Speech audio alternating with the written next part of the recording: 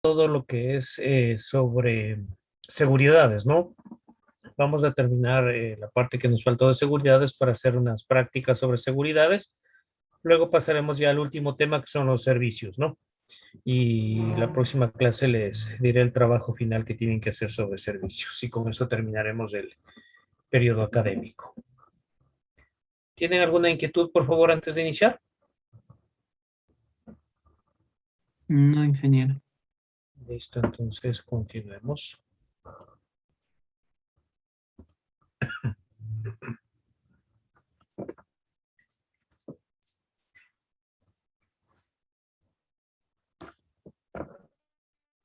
Bueno, estábamos hablando sobre seguridades. ¿Qué pasó? ¿Sí? Sobre seguridades, ¿no? Habíamos hablado muchísimo sobre lo que es la confidencialidad, la integridad, la disponibilidad como principios básicos de las seguridades, ¿sí? Y ahora vamos a ver cuáles son las amenazas que se tiene, ¿sí? Dentro de las amenazas podemos hablar de lo que es la intercepción, la alteración, la invención, que ya hablamos también, cómo las partes no autorizadas pueden acceder, que hay de las amenazas activas, amenazas pasivas, y cómo afectan básicamente las amenazas dentro de lo que es dentro de lo que es el principio de funcionamiento de un sistema operativo, ¿no? Entonces, tanto en ambientes multiprogramados como en ambientes en red se debe proteger. Entonces, ¿cómo controlamos las seguridades? Bueno, hay muchas maneras de hacerlo, ¿no? Pero nosotros estamos hablando a nivel básico. Ya hemos hablado de que lo primero es la prevención, ¿no? La prevenir. Hay que prevenir antes que se produzcan, ¿no? Para eso, ese es el primer nivel de seguridad de sistemas. Prevenir que no ocurran, prevenir las seguridades en el sitio donde se va a instalar todo, ¿no? Prevenir que los usuarios no divulguen sus contraseñas. No sacaríamos nada si ponemos las mejores seguridades, todo, ¿no? Y luego yo he visto en instituciones dentro de la misma universidad también, ¿no? Que les dan el usuario y la contraseña a las secretarias para acceder como sistema de seguridad. Y muchos de estos usuarios lo primero que hacen es anotarse en una pegatina al usuario y la contraseña y lo pegan en la pantalla de su computador para acordarse. En ese momento ya están exponiendo la seguridad del sistema porque alguien que sepa, se vea ese usuario y esa contraseña y pueda acceder desde cualquier sitio, ya es una puerta de entrada, ¿no? A muchos pasos más del sistema. Todo depende de la habilidad de la persona que accedió. Entonces, esas cosas no deben ocurrir. Esos son los primeros niveles de seguridad, la prevención, ¿no? Y luego viene los controles de acceso, básicamente el usuario y la contraseña. Eso es un control de acceso orientado hacia los usuarios, ¿sí? La más común, identificación, el ID y el password. Ese es el control de acceso orientado a los usuarios, ¿no? Entonces, ¿qué hace esto? Se verifica que el usuario eh, tenga su ID y su password y con eso acceda hacia el sistema. Lo que sí se debe establecer como políticas de seguridad es que cada cierto tiempo se debe actualizar el password, ¿no? Cambiar el password, ¿sí? Entonces hay que tener un control en eso, con ese ID y ese password, a dónde va a acceder. Luego de eso viene el control de acceso orientado a los datos. Una vez que el usuario ha ingresado, ahora, ¿a dónde puede acceder? ¿Sí? Entonces, el control de acceso orientado a los datos, que es lo que vamos a hacer hoy día, está asociado a cada usuario, ¿no? Depende del perfil del usuario y las operaciones que se le permita hacer a ese usuario sobre archivos y sobre directorios. Básicamente esa es la estructura, cómo se organiza la información, ¿no? Entonces, que esa persona a dónde puede acceder. Ahora sí, pero esto no servirá de nada, como digo, si el usuario divulga su contraseña, ¿no? Entonces, esos controles son los que se establecen luego del control de acceso orientado a los usuarios, viene el control de acceso orientado a los datos. ¿Cómo se establece el control?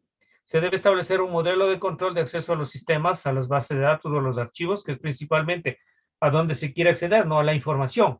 Y recuerden cómo se va a acceder a esa información, si es de lectura, escritura o ejecución, los permisos que se puede dar, ¿no? ¿Quiénes están involucrados a eso? El sujeto, el usuario, el objeto, debe existir el sujeto, el usuario, el objeto, a dónde él va a acceder y el derecho de acceso. ¿Cómo este sujeto va a acceder hacia el objeto, no? Ese es el derecho de acceso. Entonces, usted está como administrador del sistema operativo, usted en fase de controlar todo eso, porque usted crea el sujeto, usted permite que se genere el objeto y usted va ahora a aprender a dar los derechos de acceso, ¿no? Entonces, básicamente en los tres niveles, lectura, escritura y ejecución. De esa manera se establece. ¿Para qué va a establecer eso? Para contrarrestar los peligros de seguridad. ¿Cuáles son los peligros de seguridad? Básicamente hay dos peligros más conocidos, los intrusos y el software malicioso, ¿no? Esto de control de acceso básicamente va a ser sobre los intrusos. Ya para software malicioso hay otros niveles de control, ¿no?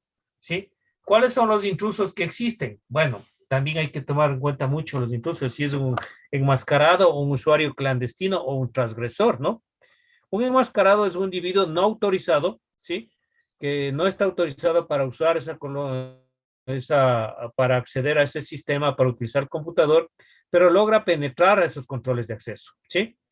Aprovechando las cuentas de un usuario legítimo. Hacer un enmascarado es muy simple, como digo, cuando no se previenen, cuando no se establecen normas de prevención, ¿no? Cuando los usuarios a los que usted le da al usuario la contraseña como administrador, como le digo, ponen en lugares visibles del usuario la contraseña para poder tener, ¿no? Para no olvidarse, dice.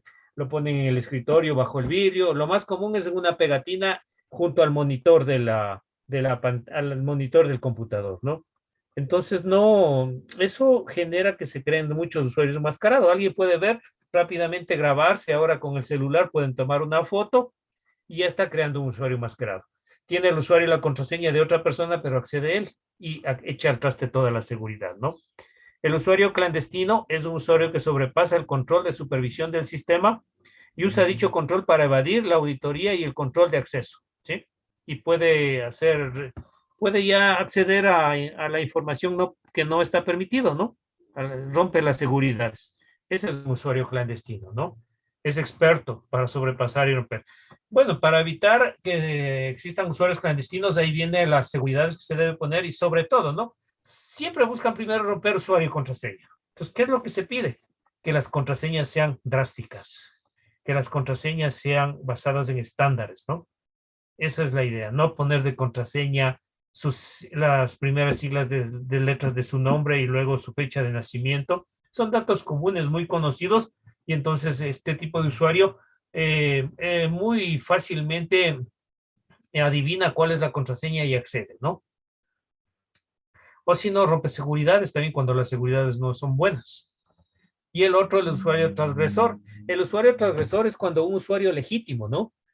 Un usuario propio que tiene acceso al sistema hace lo que no debe hacer, ¿sí? Como tiene acceso a los datos, como tiene acceso a muchos sitios, porque es parte de esa empresa, parte de ese sistema, ¿sí? No importa que él no esté autorizado, aprovecha para usar sus privilegios y actuar maliciosamente dentro del sistema, ¿no? Robando información, alterando información, ocultando información. Entonces, esos tres usuarios son los que se hay que cuidar en lo que es seguridades, ¿no? Si es un enmascarado, un clandestino o un transgresor, igual todos hacen daño, ¿no? ¿Cuáles son los peligros de seguridad? Los peligros de seguridad es básicamente que accedan a la información. Entonces, ¿cómo yo puedo hacer para proteger esa información? Hay técnicas de protección de archivos, ¿no? Lo primero es la contraseña, ¿sí?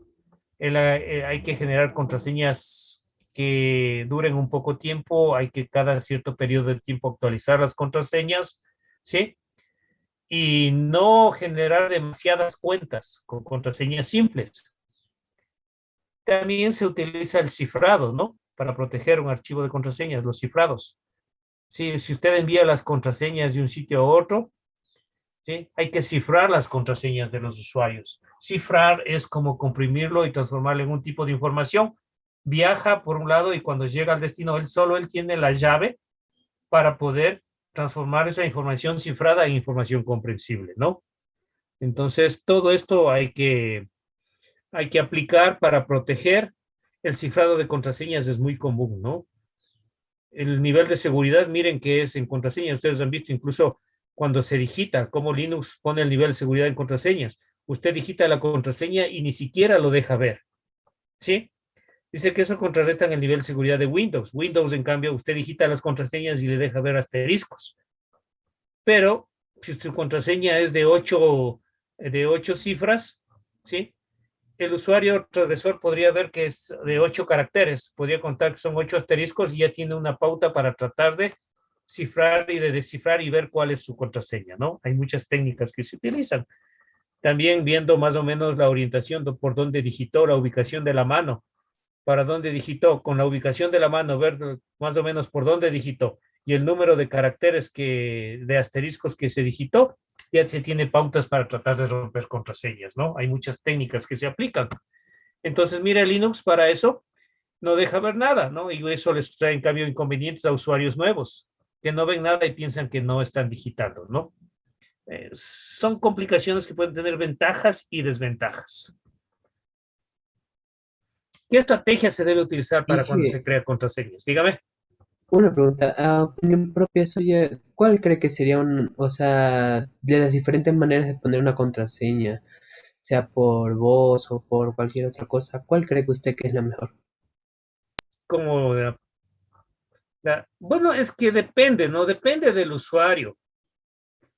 Por ejemplo, activados por voz, perfecto. Es una buena técnica, ¿no? Pero necesita recursos adicionales, los sistemas biométricos. Por la huella digital, ¿no?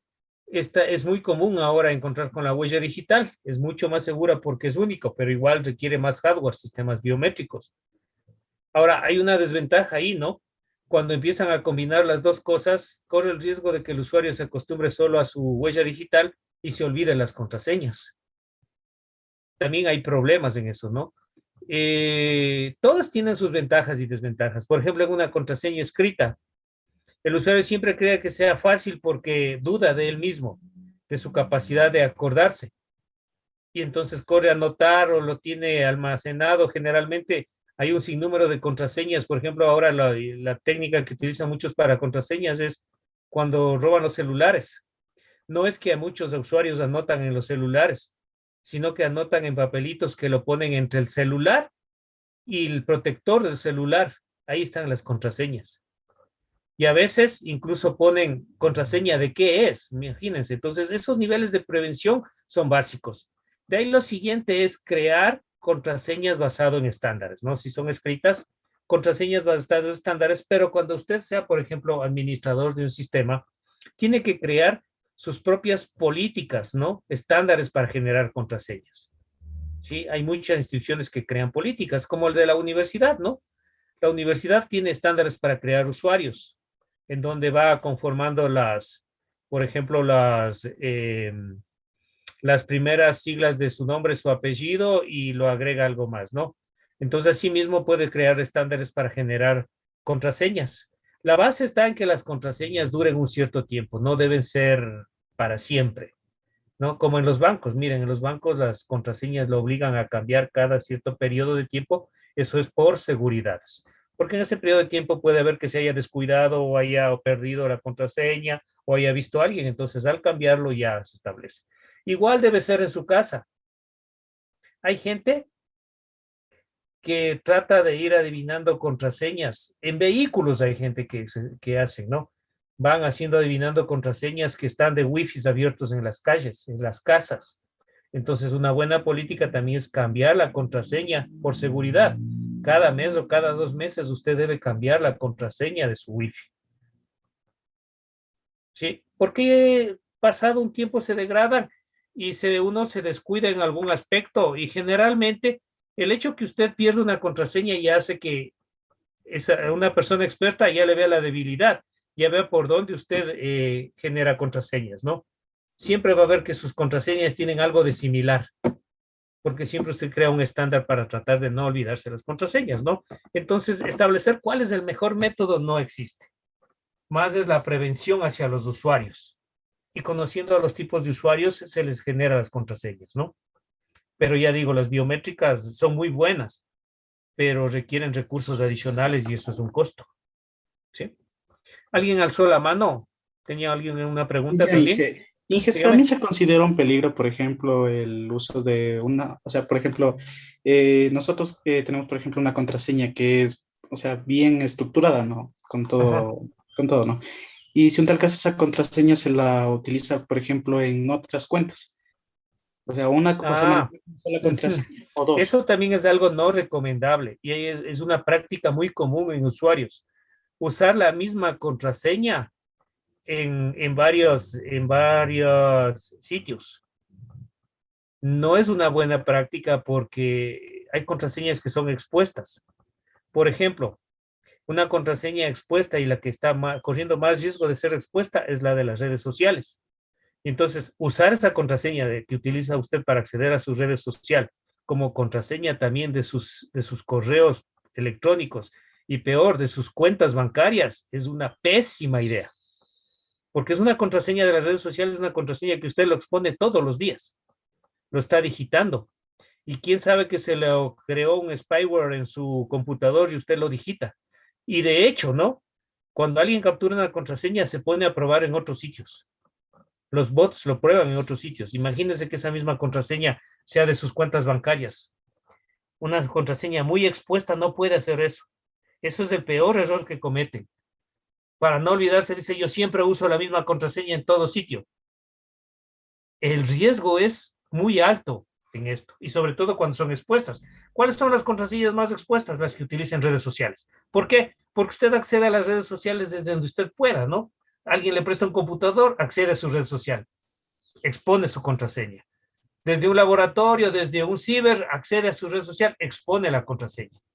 Entonces, miren, no puede usarse esa misma contraseña para sus correos, peor para sus cuentas bancarias. Eso es el peor error, ¿no? Hay que utilizar una contraseña para cada espacio, aunque es más dificultoso, pero en cambio hay software que usted puede utilizar para encriptar y de esa manera usted hay un software que usted, en ese software, en la nube, usted ahí guarda las contraseñas y le pone una contraseña. Entonces usted solo requiere saberse una contraseña para acceder al resto de contraseñas. Software de seguridad. Es mejor aprender, enseñar a los usuarios a utilizar estas técnicas a darle como solución que utilice una contraseña única, ¿no? Eso no es una muy buena idea porque hay contraseñas, como les digo, que son muy expuestas. El hecho de ser expuestas es las que usted lo utiliza en cualquier sitio, en cualquier lugar, ¿no? Entonces, usted no sabe cualquier lado, usted ya lo expone. Por eso cada cierto tiempo es buena idea cambiar las contraseñas. ¿Alguna otra pregunta?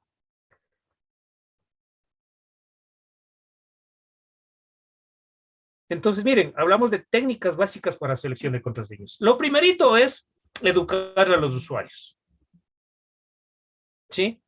Que generen contraseñas que sean difíciles de adivinar y educar a los usuarios que no expongan las contraseñas. Las mejores son las contraseñas generadas por la computadora, pero a los usuarios no les gusta porque son contraseñas muy complicadas, muy complejas.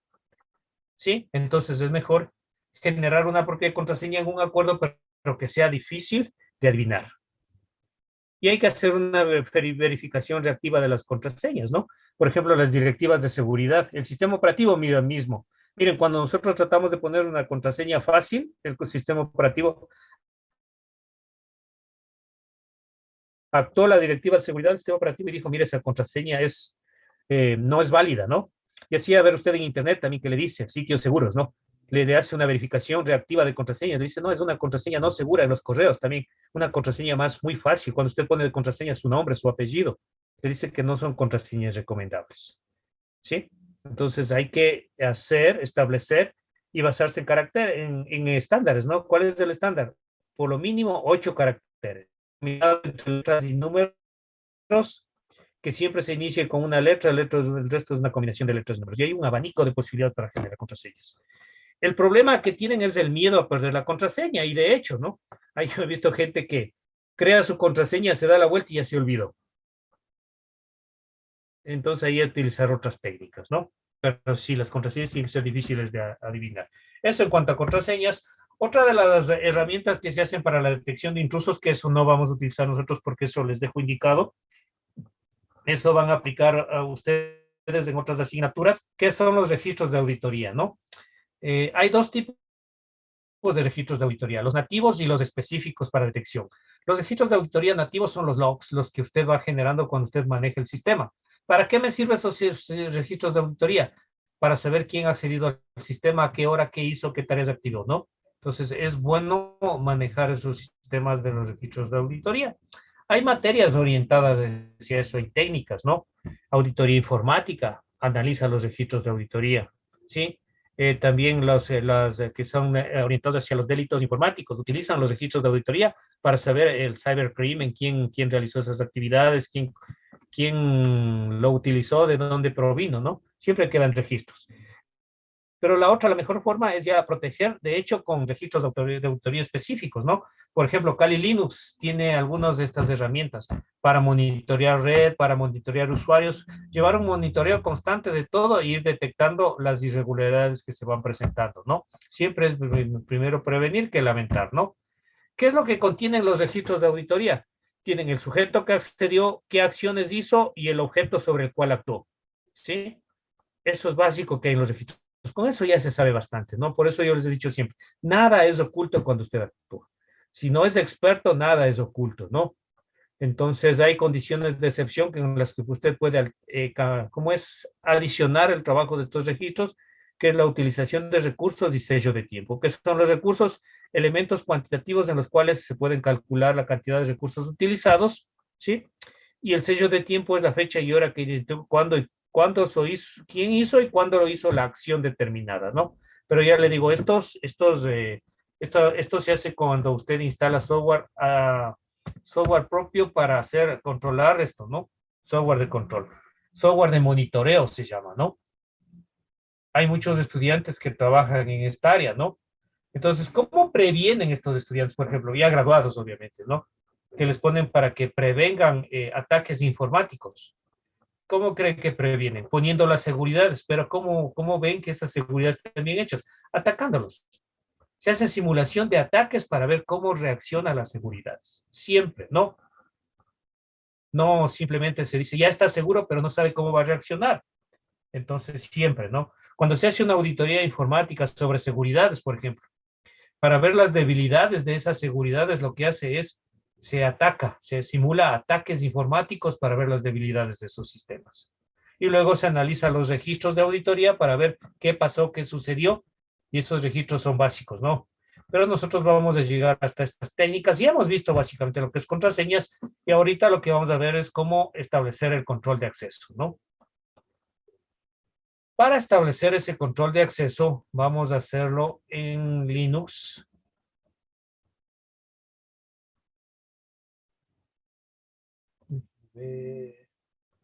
Ahí está.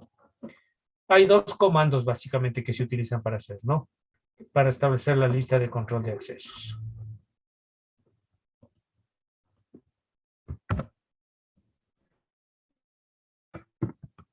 ¿Están visualizando la información? Sí. ¿Sí? Se usa dos mandatos. Para saber los permisos que tiene un archivo o un directorio, que es donde se almacena la información, se utiliza el comando getFACL. Y para establecer nuevos permisos se utiliza el setFACL, ¿no? Con eso se maneja todo lo que son permisos del sistema de archivos. Básicamente, lo que se establece es un control del Access Control List o la lista de control de accesos. ¿Qué son la lista de control de accesos? Es en donde se controla, básicamente es una lista donde se controla a los usuarios que se ha creado, a dónde ellos pueden acceder y qué permisos tienen para acceder. Eso es una lista de control de accesos, ¿no? Muchas veces este ACL viene ya predeterminado en el sistema operativo, pero usted como administrador tiene la responsabilidad no solo de crear el usuario. Cuando crea el usuario, le crea un password. Y ahora, una vez que el usuario tiene su usuario, su password y accede al sistema, ahora le tiene que controlar y decirle cuál es la lista de control de accesos que este va a utilizar. Es decir, a dónde puede acceder y qué puede hacer, ¿no? No solo entra al sistema y ya está. No, un usuario tiene que acceder a ciertos espacios y hacer ciertas tareas. Por algo es usuario del sistema, ¿no? Y todo ese control se lo hace a través de estos dos mandatos o comandos, getFACL y setAFACL, ¿no? Si no existe, se lo instala. ¿Cómo se lo instala? Con u-y install ACL, ¿sí? Eso se lo hace en la instalación en CentOS, ¿no? En CentOS, en Fedora, en Red Hat, se lo hace con yum install. Mientras que en OpenSUSE, en otro tipo de instalación, en otro tipo de distribuciones Linux, se lo hace con yast. Yast-d ACL, ¿sí? Y se instala el ACL, ¿sí? ¿Para qué sirven? El get es para determinar los permisos que están establecidos en las ACLs, las listas de control de acceso. Y con el set se cambian los permisos de la lista de control de accesos de un archivo o un directorio, ¿sí? Eso se utiliza. ¿Cómo se dan permisos? Con el set, para dar permisos se le pone con set, setfacl, -m para dar permisos y luego se especifica a quién va a ser el permiso. con U si es un usuario, con G si es un grupo, por aquí debe estar, ¿no? No, acá está. Si es usuario, si es grupo. ¿Dónde se me quedó eso? Bueno, no importa, pero sí está aquí especificado.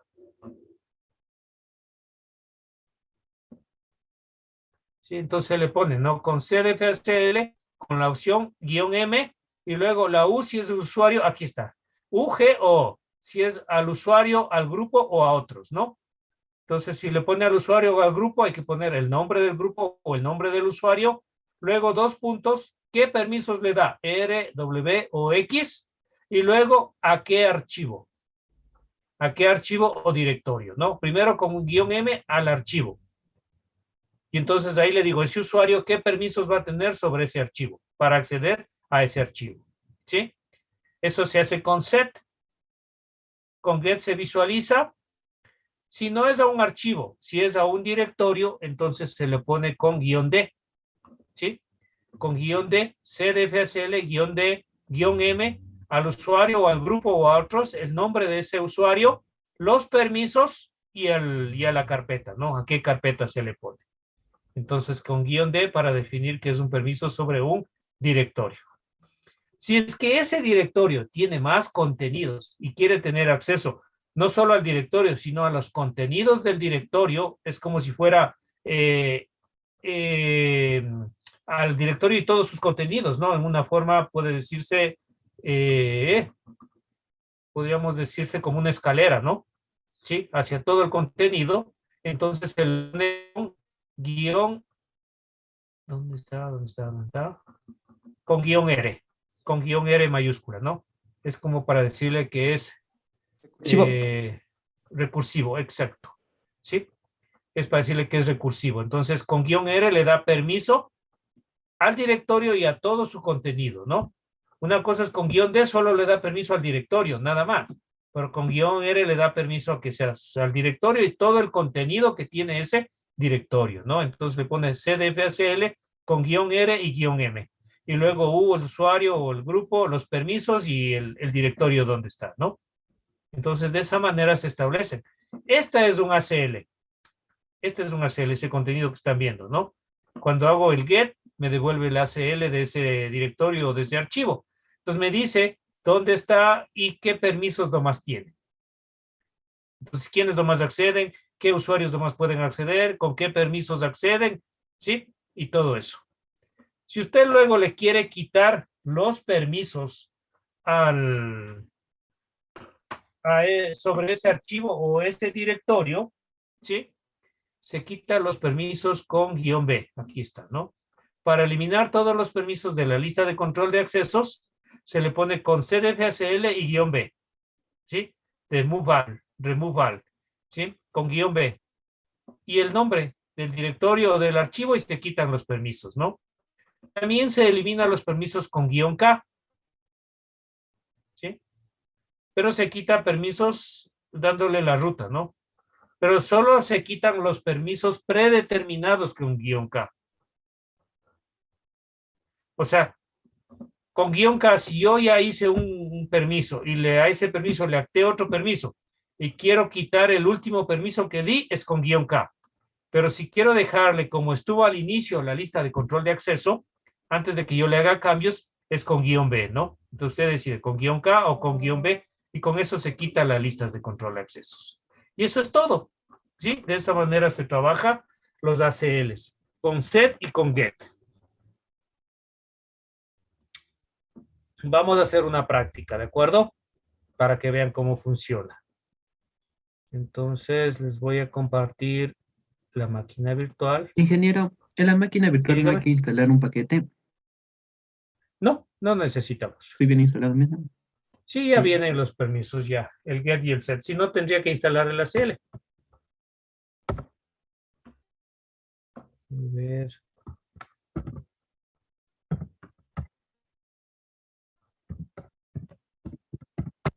Bueno, vamos a ver si lo tienen, ¿no? Pero ya. Listo.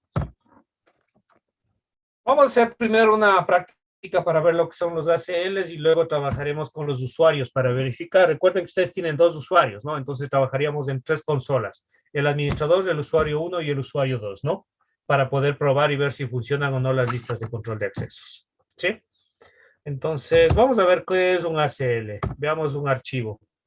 Por ejemplo, todos tienen el archivo. ¿Qué archivo? ¿Qué archivo? ¿Qué archivo? ¿Qué archivo tienen todos? Tienen el contenido.txt.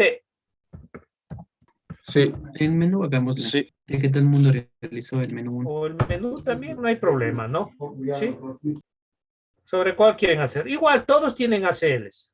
Puede trabajar usted con cualquier archivo, ¿no? Con el que usted quiera. Para ver el ACL solo tiene que poner get FACL, ¿sí? Get FACL y el nombre del archivo, ¿no? Por ejemplo, decía menú1.sh, ¿ya? Y ahí está, ese es un ACL. Me da la información, me dice el archivo se llama menú1.fsh, ¿sí? Quienes están accediendo es el root, ¿dónde está el root? ¿Qué permisos tiene? RW y X, porque claro, le dimos permiso de ejecución. El grupo tiene solo permiso de lectura y ejecución, y otros usuarios solo tendrían permisos de lectura y ejecución, pero no dice quiénes, ¿sí? En definitiva.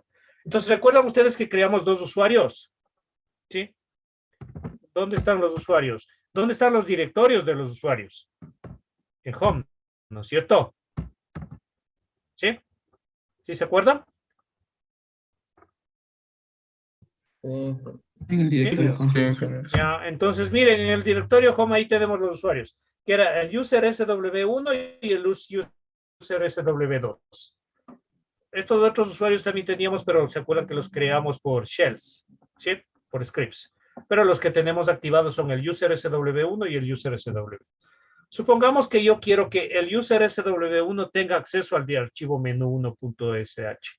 Entonces lo accedo. ¿Cómo le digo? Le doy el permiso. Le digo set FACL, ¿sí? -m para dar permiso, ¿no? Le digo al usuario. ¿A cuál usuario? 2 puntos. Al user SW1, ¿sí? 2 puntos. ¿Qué permisos? Le digo permiso de lectura y ejecución. Read and write. ¿Ya? Y le digo a qué archivo. Como es un archivo que está dentro de mi root, le doy, no le necesito darle el path, solo el archivo, ¿no? menú1.sh. Entonces ahí le estoy diciendo, quiero que le establezca, altere la lista de control, altere el ACL, diciéndole que en ese ACL incluya que el usuario user SW1 tiene permisos de lectura y escritura sobre este archivo. Y listo. Enter. Y ya está dado los permisos. Solo me falta consultar. ¿Cómo le consulto? Get FACL. ¿Perdón? No iba a decir que ls-l/home/ No. La lista le consulto. Get FACL menú1.sh. Y ya tengo para ver qué permisos tiene ese archivo, ¿no? Y mire, ya no es la misma lista que estuvo al inicio, que estamos viendo en la parte superior, sino que ya le alteré y ya le cambié. Entonces aquí me dice el archivo menú1.sh, el root tiene permiso RWX, pero el usuario user SW1 tiene permiso de lectura y escritura. Eso es una lista de control de accesos. ¿Está claro?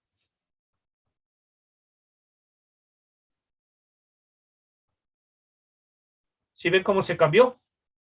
Sí. Ya, y si ya me arrepentí, lo elimino. ¿Cómo lo elimino? cdfacl, ¿sí? -b,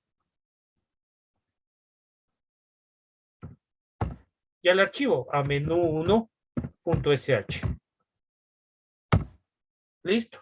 Consulto ahora get FACL y miren, se volvió ahí, ya le quitó esto de que le di el permiso a ese usuario, ¿no? Ya no hay, y le eliminé y le volví a la lista a la ACL como estuvo al inicio. De esa manera se ponen y se quitan los permisos de usuarios sobre los archivos o sobre los directorios. Ahora sí vamos a hacer una práctica real, solo quería demostrarles. Dígame.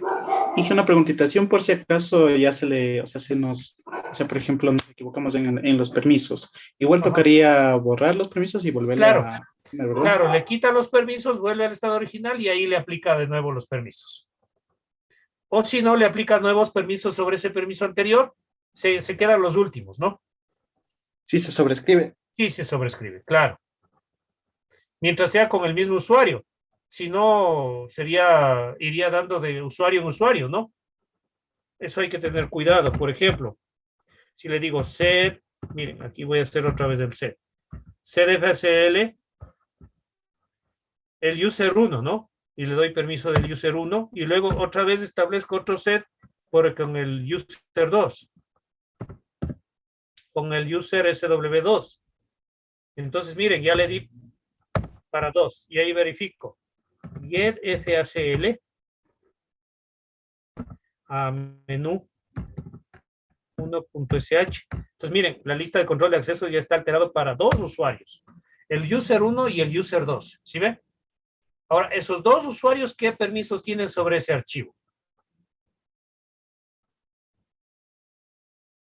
¿Está claro? Entonces hay que tener cuidado. Si tiene todo esto y quiere, no, se equivocó en todo y cambiar, lo que hay que hacer es borrarlo, ¿no? Poner el cdfcl-b y luego consulto el get y ya se quitaron los permisos. ¿Está claro? Sí, una consulta. Dígame. Por ejemplo, en el caso que tengamos, como ustedes mencionan, en 50 usuarios y tienen todo el derecho para ingresar a este mismo documento. ¿Cómo lo haríamos para que en vez de ser uno por uno, lo hagamos para todos? Un script con ciclos for, con while, con repeat, y solo tendría que ejecutar el script y ya está. O sea, Para ya eso lo son los entendí. O shell sea, scripts. creamos un script para que funcione para cada uno y se repita hasta el último, Claro. ¿cierto? Ajá, así es. Ya lo entendí. Para eso Pensé que son había los también un scripts. comando para que todos... No, tiene que hacerlo ahí. No, tendría que hacer programar todo. Scripts. Para eso son los scripts. Cuando son sentencias repetitivas, mejor creo un script y lo ejecuto y hace eso las N veces. ¿De acuerdo? Ya. Listo. Bueno, aquí habría un inconveniente, ¿no? En lo que acabo de hacer. O sea, si yo le doy permiso sobre menú SH y quiero que los otros usuarios accedan sobre menú, no van a poder porque la carpeta root es protegida y nadie puede acceder a la carpeta root. Solo el administrador está manejando dentro de la carpeta root. Todo lo que tenga dentro de la carpeta root es protegida. Nadie puede acceder, ¿no? Si usted quiere que un usuario acceda a información que usted necesita compartirlo, créelo en otro directorio. Y eso es lo que vamos a hacer. Vamos a trabajar con el directorio home, ¿sí? Por ejemplo, vamos a ver lo que hay en home. ¿Dónde están las carpetas de los usuarios? Miren, ahí está home. Y tenemos las carpetas del usuario. El user SW1 es la carpeta del usuario user SW1 y el user SW2 es la carpeta del usuario user SW2, ¿no? Eso está claro. No son los usuarios, son las carpetas de los usuarios. Voy a acceder a la carpeta user SW1. Entonces le pongo, ¿qué le pondré? Voy a crear un archivo mejor. Veamos qué tiene el usuario user SW1. ls/home. Estoy siempre moviéndome desde administrador, ¿no? Home /user SW1. ¿Qué tiene ahí? Sí ha habido 2 archivos, us1.txt y el us2.txt. ¿Tienen ustedes esos archivos? Sí. Sí. ¿Sí? ¿Y qué hay en esos archivos? Veamos. Cat /home /user sw1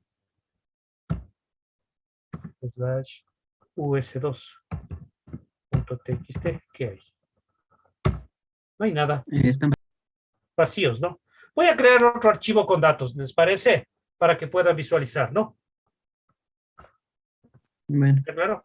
Entonces, digamos, vi datos.txt. ¿En dónde se va a generar este archivo? Perdón, estoy mal. Vi en /home /user sw1 datos.txt. Entonces voy a generar un archivo, ¿sí? Un archivo con BI, pero dentro del user SW1. Esta es una manera. La otra manera sería cd, irme donde está el user y ahí generar, ¿no? Pero estoy trabajando desde aquí con la mejor manera de trabajar es esta, con caminos, ¿no? Le digo que se cree un archivo datos.txt dentro del user sw1 que está en el directorio home. Entonces, enter, se crea, escape, insert, y vamos a ponerle datos, ¿no? Vamos a ponerle sistemas, electrónica, industrial, TI, software. Las carreras. Ya, salimos grabando, escape, 2 puntos, write and quit, y listo, solo generé un archivo con datos. Veamos qué hay, ahora sí, ls/home /user sw1.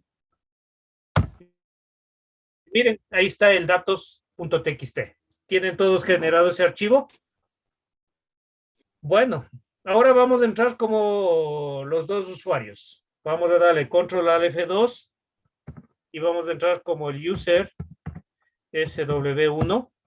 El password es user sw1 mismo, ¿se acuerdan? Que no es seguro, pero por prueba lo hicimos. Listo, ya está. El ls y ahí tiene su datos.txt, le hace cat datos.txt y ahí está lo que hicimos, ¿no? Desde el administrador. Y no hay problema. Él puede visualizar sus propios archivos. Ahora le doy control al F3 y voy a entrar como el usuario 2, user sw2, y el password es user sw2. Listo. Ahí está. Ya estoy como usuario. ¿Qué hay ahí? No hay nada. Solo hay un a1.txt. Como usuario 2. Ahora veamos. Veamos si el usuario 2 puede ver el contenido del usuario 1. Digámosle ls/home. Verán que está como usuario, no como administrador, como usuario. Sí está claro lo que estamos haciendo, ¿cierto? ls/home/user sw1. Quiero ver el contenido del usuario sw1. Enter. ¿Qué me dice? ¿Qué le salió? Permiso denegado. No tiene permisos. Permiso denegado. Peor si quiero ver el contenido del archivo, ¿no? cat/home/user sw1/datos.txt. Quiero ver el contenido, ¿no? Datos.txt. Igual me sale que no hay permiso. O sea, este usuario no puede ver el contenido del otro usuario porque no tiene permiso. Ahora, ¿podrá usted como administrador darle esos permisos?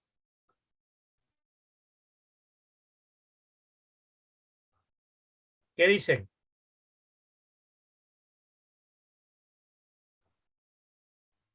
¿Sí me escucharon?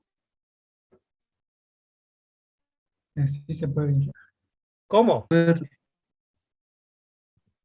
Yo necesito que el usuario 2 vea el contenido del usuario 1. ¿Cómo haría? Ingresamos a root para ceder los permisos. Exacto, nos vamos como administrador. Control al F1. Ahí estoy como administrador, ¿no?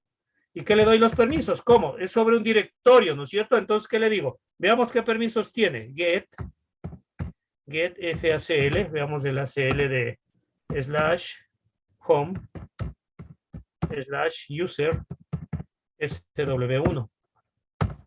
Y ahí está. Dice que solo tiene permisos, él solo el administrador tiene permiso de lectura y escritura. De ahí no hay más permisos. Entonces, démosle permisos. Set FACL es un directorio, ¿no es cierto? Por lo tanto, ¿qué le debo poner? -R para que sea recursivo, porque quiero ver el contenido. Entonces, quiero que me dé permiso sobre el directorio y lo que está adentro. No solo de -R le vamos a poner. ¿Está claro? Es con R mayúscula, ¿no? De repente. -M. ¿Sí? ¿A dónde? ¿A qué usuario? 2 puntos. ¿Cuál es el usuario que le queremos que pueda ver al usuario 1? ¿Cuál usuario? Usuario 2.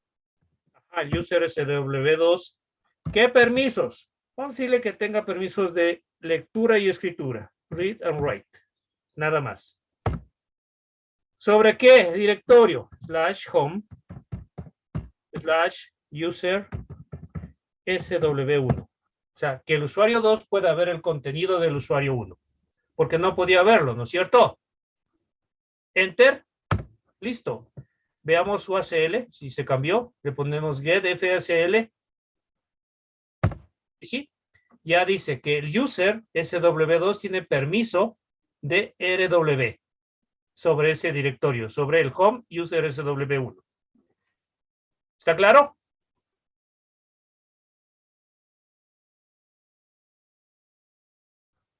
Ingeniero, Ahora, ¿podría repetir la última parte, por favor? Estuve ¿cuál? cambiando las contraseñas de los usuarios. ¿Cómo cambiando las contraseñas? Me olvidé las contraseñas de los usuarios, así que le cambié con paso WD. Ah, ya le funciona.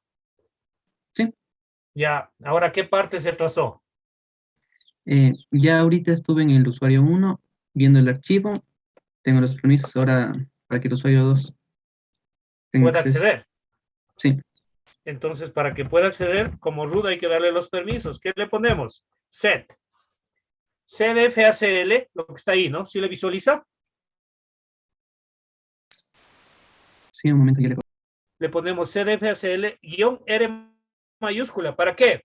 Para que dé permisos sobre el directorio y su contenido. Recuerden que lo que queremos ver es el contenido de datos.txt. Y esto está dentro del directorio user sw1. Entonces, quiero darle permiso sobre el directorio y su contenido. ¿Con qué? Con -R mayúscula. Y de ahí el resto, ¿no? Con -M para establecer el permiso, de ahí el U. ¿A qué usuario? El user sw2. ¿Qué permisos? rw. ¿Sí? ¿Sobre qué directorio? Le ponemos el camino del directorio. ¿Está claro? ¿Sí está claro, jóvenes? Sí, ¿Sí? Entonces, luego sí. consultamos a ver si se hizo la lista de control de accesos, ¿no? ¿Cómo? Con get, perdón. Get y ese directorio. Y ahí se establece la lista y vemos que sí está.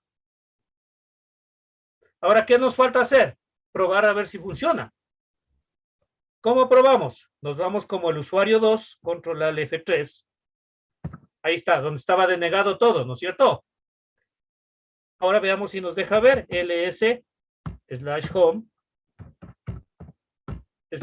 /user sw1. Enter. Y ya me permite ver, pero algo me hizo. No, pero ya me deja ver. Si ven datos, usuario y usuario 2, alguna directiva. ¿Les salió esos errores a ustedes? sí. Sí. Sí, les dio esos errores. No sé por qué le da el permiso denegado. /home. Pero sí me deja ver, solo no sé por qué me da el permiso denegado. Déjeme ver una cosa. Control al F1.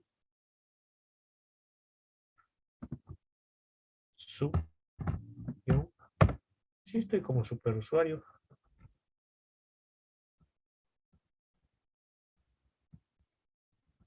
A ver, ya estoy como superusuario. Voy a darle de nuevo el permiso para ver qué pasa. Set FACL -R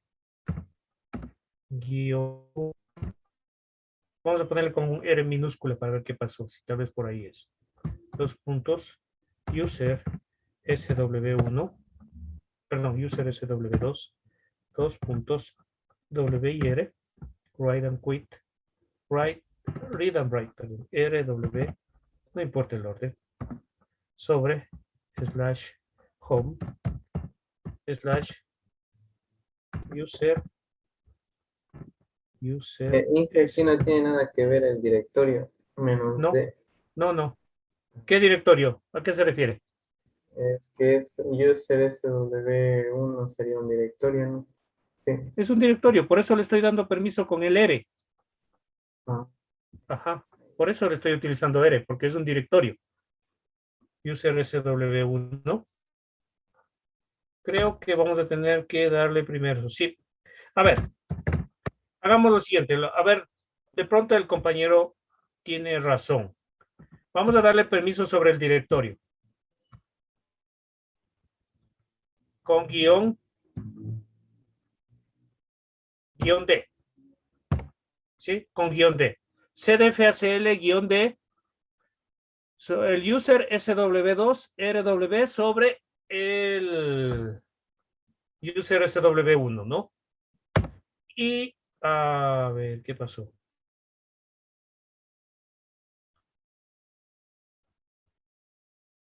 MX, ¿qué pasó? Ah, con guión M, me faltó el guión M. Perdón, tienes razón. A ver, guión D, guión M. Las dos cosas, guión D, guión M, sí. Ya se me cruzó los cables. Guión D, guión M. Y ahí viene, no es guión U, sino U, al usuario. Al user SW2, RW sobre el directorio. Entonces le doy primero sobre el directorio. Enter. Y ahora lo voy a dar recursivamente. Con guión R. Guión R, guión M. Perdón, con R mayúscula. Guión R. Ahora sí. Ya le di los dos permisos, ¿no? Como directorio y recursivamente. Ahora sí, control al F2. Ahora sí, veamos. Ahí estaría el control al F. Perdón, como el usuario 2. F3. Ahora sí voy a ver si me permite. ls/home user sw1. No, me sigue dando este problema. Pero sí me permite ver, si usted ve, datos y todo. Veamos si me permite visualizar cat/home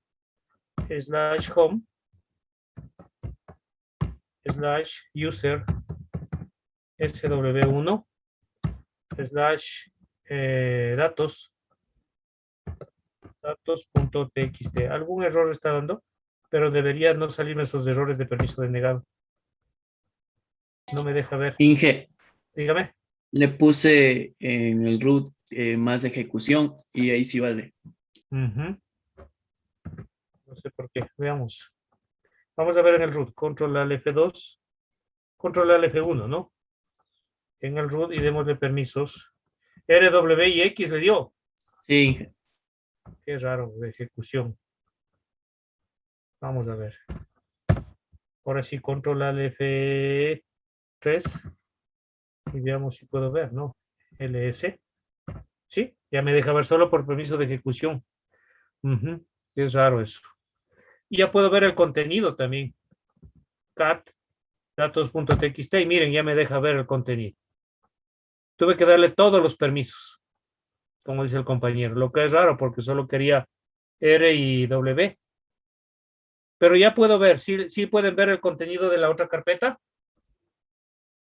Sí, ingeniero. Entonces, miren, estoy como usuario 2 y puedo ver el contenido del usuario 1. Ahora quitémosle los permisos. Control al F como administrador, ¿no? F1. ¿Con qué se pone? Set FACL -B sobre el /home /user SW1. Enter. Ya le quité los permisos. Ahora vamos a ver. Control al F3. Ahora le voy a consultar LS y ya está denegado otra vez. Ya no puedo ver. ¿Está claro cómo funciona? Sí. ¿Sí ven cómo establezco los permisos? Y así Sí. un usuario puede ver lo que yo deseo, ¿no? Ahora vamos a ver algo más. Ahora vamos a ver lo inverso. Controlar, pongámonos como administradores. ¿Cómo un administrador puede crear un archivo para que sea visto por todos los usuarios? Es muy simple. Tiene que crear ese archivo o poner esa información dentro del directorio home. Todo lo que ponga en el directorio home es visualizado por los usuarios. ¿Sí? Por ejemplo, voy a crear un archivo en el directorio home. Que hay en el home. /home. Hay solo usuarios, ¿no? Directorios. Voy a crear un archivo. Le digo VI. Qué sé yo, notas. Le voy a decir notas. VI notas. A ver, VI, perdón. En home, ¿no? En home. Voy a crear el archivo notas.txt. ¿Ya?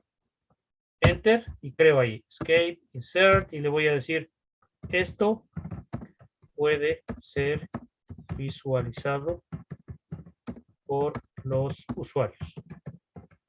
¿Ya? Escape, 2 puntos, write and quit. Salgo grabando y listo. No he creado eso, ese notas dentro de mi directorio. ¿Dónde lo crea? ¿Dónde le cree? ¿Dónde creo En creado? Home. ¿Dónde? En Home. El Mire, en directorio Home home. está el notas. ¿Sí? ¿Sí ve?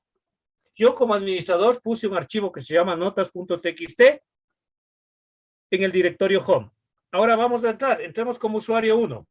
Control A2. Ahí estoy como usuario 1, ¿no? Y veamos si puedo ver. Le digo cat /home /notas.txt. Y mire, sí puede él visualizar. Sin darle permisos, nada. Todo lo que ponga dentro del directorio home es para los usuarios. ¿Sí ve?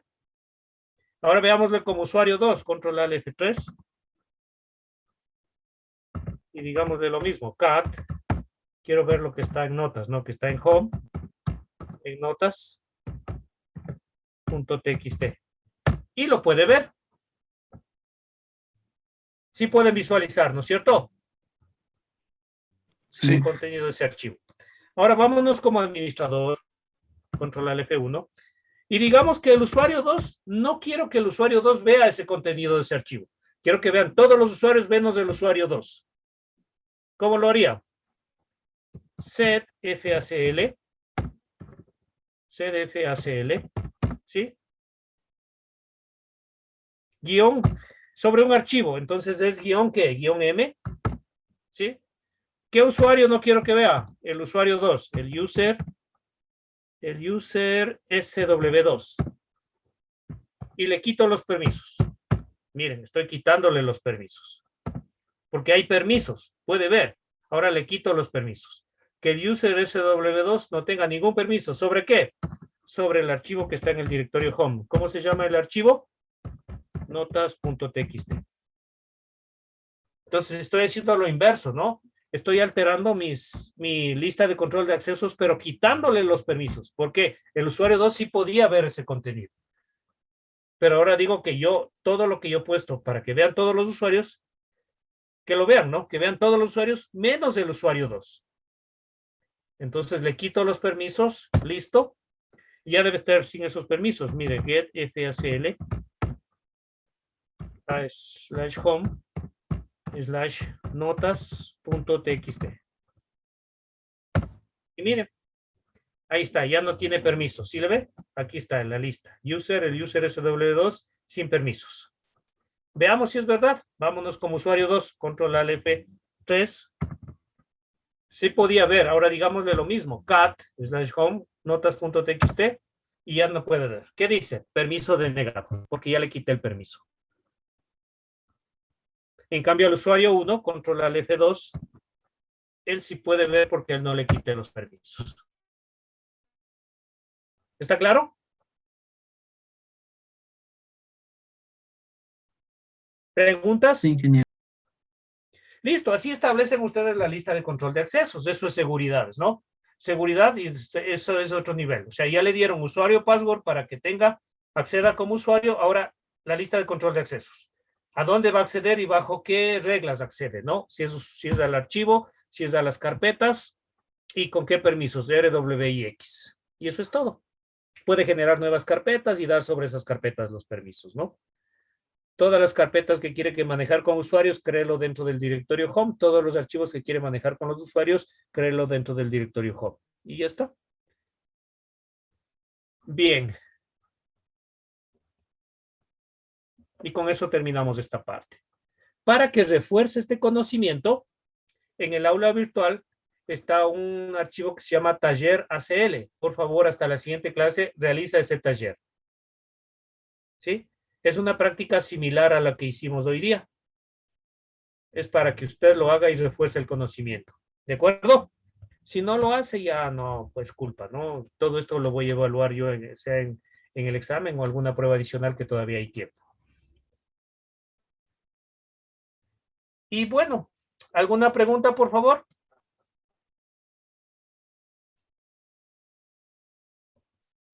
Bueno, pasemos al último tema.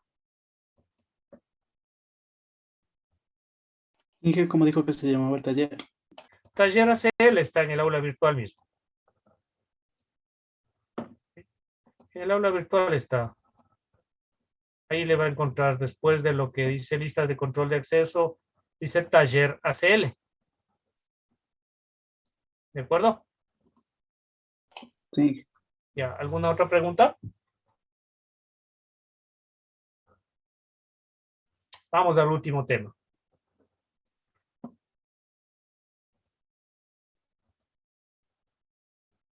Componentes y servicios de un sistema operativo. ¿Están viendo la información? Sí, ingeniero.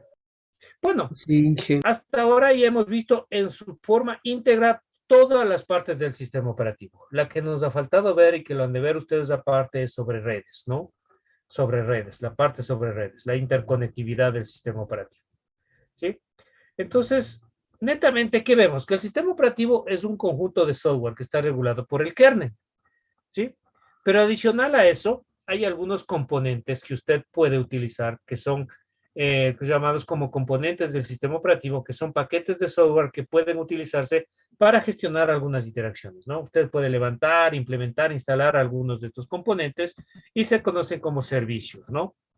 ¿Con qué interactúan estos? Con el núcleo, el intérprete de comandos y el sistema de archivos. Recuerden lo que es el núcleo, en donde están todas las funciones básicas del sistema operativo. Generalmente los sistemas operativos ahora se llaman micronúcleos, ya saben por qué. Justamente porque estos componentes y servicios se lo instalan aparte, de acuerdo a los requerimientos de los usuarios. Tenemos el intérprete de comandos, que lo hemos utilizado, en donde usted digita los comandos, interpreta y hace una comunicación con el shell. También aquí provee de un lenguaje, ¿no? Que para poder hacer pequeños scripts, ¿sí? Para que pueda agilizar el funcionamiento de su sistema operativo. Y todo esto se maneja con datos. ¿Dónde están los datos? En el sistema de archivos, ¿no? Una estructura arbórea que tiene en donde está toda la información. Entonces, todo esto se establecen los componentes, dan origen a los servicios, ¿sí? ¿Qué son los servicios? Un entorno de ejecución para que usted pueda ejecutar programas, manipular, hacer operaciones de entrada-salida, establecer comunicación, dar protección, asignar recursos, detectar errores, todo esto son servicios del sistema operativo. Hay muchos servicios que se levantan apenas usted instala el sistema operativo y hay muchos servicios que se implementan cuando usted instala software, ¿no? ¿Cuál es la idea de un servicio? Hacer una tarea específica, ¿sí? Pues hay una serie de servicios para hacer ejecución de programas, de entrada-salida, manipular, leer el estado del sistema. Para todo eso son servicios, ¿no? ¿Qué son estos servicios? Son shell scripts, son pequeños scripts que se ejecutan y están haciendo una tarea específica en segundo plano en el sistema operativo, ¿no? El sistema operativo como tal tiene muchos de estos servicios y hay otros servicios que se implementan cuando usted instala software. Entonces hace la tarea. Por ejemplo, instala Office, se instala el servicio de Office y le sirve esa tarea, ¿no? Siempre están corriendo en segundo plano. Siempre va a haber dos tipos de servicios, los que procesan y los que suministran. Los que procesan, y hay servicios que hacen las dos cosas también, ¿no? Hay servicios que lo único que me ayudan es a procesar información, ¿sí? Para ser usados en otras aplicaciones. Por ejemplo, las bases de datos. Procesa aplicación para que sea usados en otras aplicaciones. Procesan datos, ¿sí? En cambio, los otros, los que suministran los resultados para con esos resultados hacer una tarea. Eso es lo que hacen, ¿no? También hay servicios que hacen las dos acciones. ¿Cómo veo los servicios en Windows, no? Bueno, se puede establecer cuáles son los servicios de Windows y los servicios que no son de Windows. ¿Cómo le hace eso? Es muy simple, le voy a compartir, déjenme ver un ratito esto, minimizar las cosas.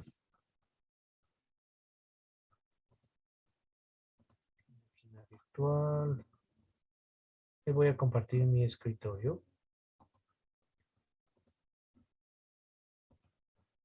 Ahí está viendo el escritorio de mi máquina. Sí. Solo tiene que darle Windows R. Sí. Windows R para ejecución. Y ahí da este archivito, ¿no? Ejecuta este comando, msconfig. Le da msconfig y usted accede a los servicios de Windows, del sistema operativo, ¿no? Ahí está. Bueno, da la configuración del sistema, por eso es el msconfig. Tiene en general el arranque, los servicios, el inicio de Windows y las herramientas. En inicio no hay nada porque ya siempre se va al administrador de tareas. Las herramientas que está utilizando, pero vamos a lo que va. Cuando arranca, ¿cómo arranca? Aquí se establece el arranque cuando usted tiene instalados 2 sistemas o 3 sistemas operativos en su máquina. Aquí se pone desde cuál quiere que arranque por defecto, ¿no? En general da qué tipo de inicio va a ser en su sistema operativo, pero vamos a los servicios. Y aquí está todos los servicios que están implementados en su máquina. Y acá le dice en qué estado están esos servicios y cuáles son los fabricantes. Entonces, si usted hay ciertas tareas, ciertas cosas que su máquina está haciendo y que usted no necesita, tiene que dar de baja ese servicio. Lo que tiene que hacer es tener cuidado es que no sea un servicio del sistema operativo, pero eso es muy sencillo, porque aquí hay una cajita de selección que dice ocultar todos los servicios de Microsoft. Entonces le da clic ahí y automáticamente se ocultan todos los servicios del sistema operativo. Y ya solo quedan los servicios que se instalaron cuando usted trabajó, cuando usted instaló algo. Entonces, si aquí hay algo que a usted no necesita, aquí le dice qué acción está, ¿no?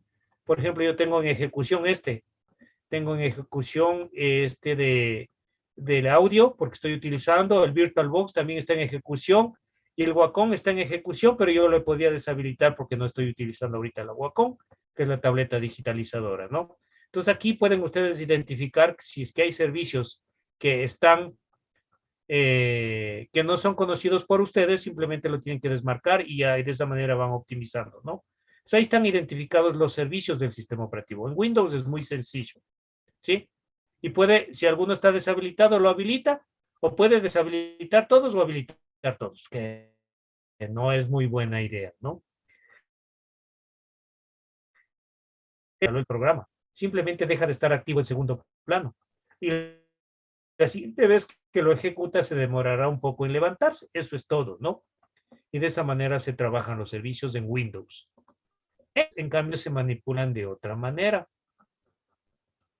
En Linux no voy a profundizar mucho. O sea, el manejo, porque lo van a hacer ustedes, ¿no? Van a hacer un trabajo final con servicios. Solamente les voy a especificar y a darle los manuales. ¿Dónde están los servicios en Linux? Ya se me perdieron.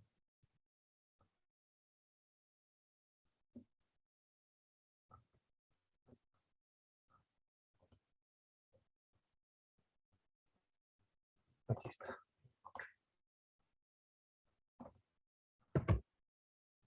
Entonces, los servicios de Linux. ¿Están viendo la información ya? Sí, genial. Sí. En Linux se administra de otra manera, ¿no? Ofrece una multitud de servicios o servidores, aquí los llaman como servidores, que pueden iniciar o arrancar junto con la carga del sistema o pueden después puestos a funcionar, ¿no? Como en Windows, o sea, hay muchos servicios que arrancan con la carga del sistema operativo y hay otros que usted puede darlos de baja y levantarlos cuando se necesita, ¿sí? ¿Con cómo se manejan los servicios en un sistema operativo? En Linux. En Linux se maneja a través de estos argumentos. Start, stop, restart y status. Que si usted se acuerda en cierta manera, ya instalamos, cuando utilizamos, por ejemplo, no había un servicio, ¿se acuerdan? El de las tareas programadas, de la T, no tenían. Lo instalamos, pero ya está instalado, pero no se levantó. Entonces levantamos el servicio con start, ¿sí? Verificamos el servicio con status. Si ya no quería utilizar, lo podía haber detenido el servicio con stop, como en Windows desmarcando la casillera, el check. Aquí en cambio es con stop. Y si quiere reiniciar el servicio, se lo hace con restart. Start, stop, restart y status son los argumentos con que se manipulan los servicios en Linux. ¿Y qué palabra se utiliza? Se utiliza el comando service, ¿no? Y el nombre del servicio. Y ya vamos a ver nombres de servicios, ¿no? Por ejemplo, aquí hay uno, ¿no? Por ejemplo, dice service, nombre de servicio, status. Service MySQL es un servicio de base de datos. Yo le digo Service MySQL status y me devuelve, ¿no? Y me dice chequeando y me dice en qué estado está. Por ejemplo, aquí me devuelve y me dice está detenido. ¿Sí? Entonces, como está detenido, tengo que inicializarle. Entonces le digo Service MySQL start y arranca el servicio y ya lo puedo utilizar. Pero cuando utilizo esto, el comando service y los argumentos start, stop, restart y status, lo utilizo cuando el servicio ya está instalado.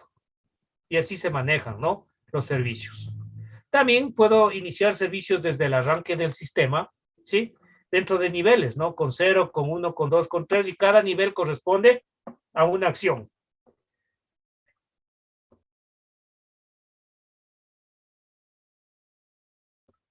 Acciones como cuando se apague el sistema, cuando esté en modo usuario, cuando esté en modo multiusuario, cuando reinicie el sistema, cuando hago un inicio personalizado. Entonces, con estos comandos, le activo que se active el servicio de acuerdo a cómo trabaja el sistema operativo. Es otra manera, ¿no? ¿Sí? Pero básicamente con init usted le pone, ¿no? Init, y le dice init y el modo en que puede que se inicie el servicio, ¿no? Init 3, init 2 y el servicio que quiere estar. Y eso es todo en cuanto a los servicios. Otra manera de manejar servicios es en ambientes gráficos de Linux, pero ya eso es muy similar a Windows, ¿no? Clic por aquí, clic para allá y todo. Pero en Windows no es tan sencillo, en Linux, perdón. Siempre la mejor manera de manejar todo es a través de la línea de comandos, ¿no? Y para saber cómo están los servicios, se utiliza el comando chkconfig, ¿sí? chkconfig. El chkconfig permite establecer y ver cómo está, y el nombre del servicio. Entonces, permite establecer y verificar cómo está un servicio, ¿no? Entonces, eso es todo en cuanto a servicios. Si podemos verlo aquí un poquito, podemos decirle, por ejemplo, aquí. Teníamos ya un servicio, ¿no? Aprovechemos que teníamos el AT. Entonces podemos decirle service AT status. Status. Service AT status. Y me dice, no está el AT. ¿Cuál era? ¿Se acuerdan ATD cuál era era, ingeniero. ATD, ¿no? Sí, Sí. el servicio, sí, ATD es. Service ATD status. Y ahí me dice, ¿no? Que está en run, está ejecutando. Entonces yo le puedo determinar y decir service ATD stop. ¿Sí? Y ya, se detiene. ¿Y qué dice ahí? Parando ATD y listo. ¿Sí? Entonces, veamos ahora qué pasó. Service ATD status. No me dejó detener, ¿no? Parece que hubo un problema. Service ATD stop. Está tratando de detener el ATD, pero dice que no se puede borrar. Permiso denegado. Está Permiso en root, denegado. dije. ¿Perdón? No, está en root. Ajá. Ah, tienes razón. Claro, tienes razón. Control Alt F2, F1. Ahora sí. Tiene toda la razón. Bueno, es para ver, ¿no? Por lo que abrimos usuarios. Entonces pongámosle ahora sí service ATD status. Entonces ahora le vamos a decir service ATD stop. Ahora sí, porque soy administrador, ¿no? Y era raro que no me deje. Como administrador, entonces ya lo detuve. Ahora sí le digo service ATD status. Y me dice ATD está parado. Está detenido. Entonces, ¿cómo lo levanto? Start. Service ATD start. Y listo, se levantó. Y ahora sí le digo status. ¿Ya? Y si no me gusta, le puedo decir service ATD restart. Pero el servicio tiene que estar instalado, ¿no? Se reinició. Y como se reinició, van a ver que cambia el PID. ¿Sí ven? El PID cambió. Porque ya les reinicié. Y así se trabaja con los servicios, ¿no? Pero para esto primero hay que instalar el servicio. Y esa es la parte que vamos a ver. ¿Qué servicios nomás se pueden instalar?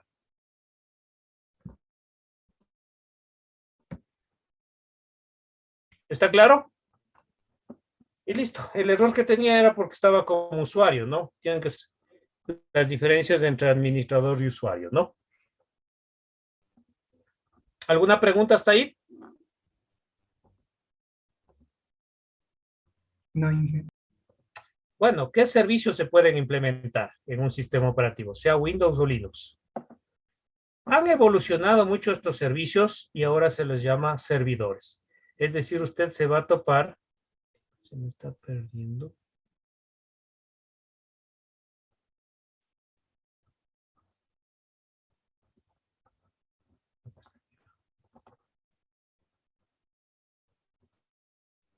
se va a topar ahora con que hay servidores en hardware y servidores en software, ¿no? ¿Están viendo la información sobre servidores? Sí, ingeniero. Entonces, ¿qué es un servidor?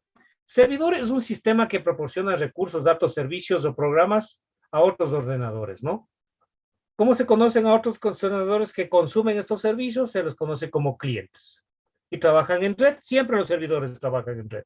Por eso es que yo con ustedes de software no puedo implementar más servicios porque ustedes todavía no saben redes. De ahí porque yo siempre decía que esta materia tiene que estar en tercero, no en segundo. Pero lastimosamente las autoridades lo pusieron en segundo, ¿no? Entonces no me deja avanzar un poco más porque ustedes no ven redes todavía, ¿no es cierto? O ya saben redes. Entonces, segundo, no. No, no es cierto, claro, no puedo trabajar mucho con esto. Y generalmente los servidores, los servicios trabajan con redes, pero sí podemos implementar y verificar el funcionamiento por lo menos, ¿no? Sí, trabajan en red, generalmente, porque siempre, o sea, yo establezco un servidor y el usuario accede. Ahora, mientras más servidores ponga, más consumen, ¿no? Entonces, yo puedo establecer un servidor en mi máquina, porque mi sistema operativo ahorita es multiusuario, es multitarea, es decir, es distribuido y no hay problema, se adapta a un servidor, porque se adapta a red y consume, ¿no? Pero empieza a consumir y la máquina se puede hacer lenta. Entonces, esto tiene estrecha relación con los servidores, en cambio, que se conocen ahora como mainframes, ¿sí? Los mainframes son los servidores, son las máquinas que funcionan con sistemas operativos servers, ¿sí? Tienen capacidad para varios procesadores, gran capacidad de almacenamiento, gran capacidad de procesamiento. Entonces, actualmente se trabaja con esto, ¿no? Los mainframes, en los mainframes se implementan los servidores y esto sí se da servicio hacia los usuarios. Y así es como se trabaja. Actualmente también está de moda implementar servidores en la nube, es decir, contratar con empresas para que le alquilen un espacio en un servidor que está en un mainframe potentísimo, que está en alguna parte del mundo, ¿sí? Y usted ahí implementa, así la empresa no tiene que comprar el mainframe, sino que alquila, paga por el alquiler de ese sitio y ahí instala usted los servidores, los servicios, y utiliza esos servicios. Y además, hasta no tiene veces que preocuparse mucho de las seguridades porque esa empresa le garantiza seguridad en sus servidores, ¿no? Entonces es eso, esos servidores y así funcionan. Entonces hay que diferenciar entre lo que es ahora servidores y los mainframes. Claro, un mainframe tiene bastante potencia porque se instala un sistema operativo para servidores, el server, Windows Server o cualquier Linux, que todos los Linux son servers, excepto el Ubuntu. Hay que buscar el Ubuntu Server, ¿no? Entonces se instala los servidores. Y estos sistemitas, estos servicios que usted implementa, que se llaman servidores, hacen una función específica para poder apoyar el buen rendimiento de instituciones, de empresas, frente a usuarios. ¿Sí? Entonces, sistemas individuales y así establece la relación servidor-cliente. Esa es la idea de los mainframes. Así están los mainframes en otras partes, ¿no? Esto es lo que se conoce como la granja de servidores. ¿Sí? Entonces se hace con interconectividad entre máquinas y estas brindan un servicio muy potente hacia los usuarios de empresas. Y aquí se almacena información relevante, ¿no? O si no, puede tener como la universidad. La universidad tiene sus servidores implementados, ¿no? Tiene su cuarto de servidores que está ubicado en una parte segura, ¿sí? Y con réplica en otra parte. Entonces, abajo no está en Ingaurco, ¿no? En Ingaurco solo está el departamento que maneja. Pero la granja de servidores está en un sitio que es el subsuelo de un espacio de la facultad, perdón, en el espacio que está en Huachi, que es adaptado específicamente para esto, ¿no? Tiene control de luces, control antisísmico, control ambiental y control de seguridades, pero seguridades en cuanto a contrarrobo de los equipos, ¿no? Entonces, todo eso está implementado ahí y ahí se maneja todita la información de los estudiantes. Ahora, si quisiera, podría, si le falta espacio o alguna vez, aunque ahorita veo que están implementando nuevos servicios, lo que igual me parece muy bien, se podría también utilizar espacios en la nube, ¿no? Alquilar servicios en la nube y ahí se podría subir toda esa información. Eso es lo que hacen muchas empresas también, pero claro, de acuerdo a la calidad que pide a los servidores que va a utilizar, es el costo, ¿no? Las empresas hacen relación costo de comprar los mainframes, implementar los mainframes, porque no se pone así nomás. Tiene que ser un ambiente adecuado con iluminación adecuada, con energía eléctrica, con protección de energía eléctrica. Debe tener baterías para cuando se va la corriente para asegurar la información y debe tener también un ambiente adecuado, ¿no? Es decir, tiene, ¿cómo se llaman? No son Generadores de ventiladores, energía. sino, perdón, aire acondicionado, pero un aire acondicionado seco, ¿no? Porque generalmente el aire acondicionado, algunos generan humedad y eso dañaría los equipos, ¿no? Es un aire acondicionado que extrae la humedad para que se mantengan los equipos. Entonces, esos son los mainframes. Y en los mainframes se implementan los servidores o servicios que vamos a hablar. Entonces, estos servicios, ¿sí? Establecen un modelo cliente-servidor. Usted implementa acá y ofrece los servicios hacia los usuarios. Siempre por red, ¿no? A través de la red, a través del internet se conectan y hacen sus servicios. Así usted se conecta a los servidores, hay un servidor de un servidor de archivos en donde usted puede ver la información de la universidad, ¿sí? Hay un servidor DNS para manejar las direcciones, ¿sí? Hay un servidor hay un servidor de aplicaciones. Entonces ahí usted accede al automático y a todas sus aplicaciones que está ahí, ¿no? Y crea los usuarios pero tienen que ser usuario y contraseña. Miren, ahí se va implementando. Y ahí le pone cómo usted puede acceder a esos servicios y qué permisos tiene para acceder a esos servicios. Entonces, ¿qué servicios? Esto lo he hablado. ¿Cómo funciona un servidor, básicamente? Para que un dispositivo trabaje como servidor, debe estar configurado para los clientes en un entorno de red. Esta funcionalidad puede existir como parte del sistema operativo, ¿no? O sea, tiene que integrarse al sistema operativo porque el sistema operativo genera los clientes y los usuarios. Entonces, tiene que pasar toda la seguridad del sistema operativo y ahí acceder al servicio. O sea, se integra con el servicio, ¿no? Y ese es el rol que debe cumplir entre sistema operativo y servidor, que en realidad es un servicio que ofrece, pero se le conoce como servidor actualmente, ¿no? Y ya no se confunde con los servidores de hardware porque a estos se les llaman mainframes. Por ejemplo, el Windows Server, ¿no? En un mainframe tengo que instalar Windows Server, proporciona características necesarias para escuchar y responder las solicitudes de los clientes.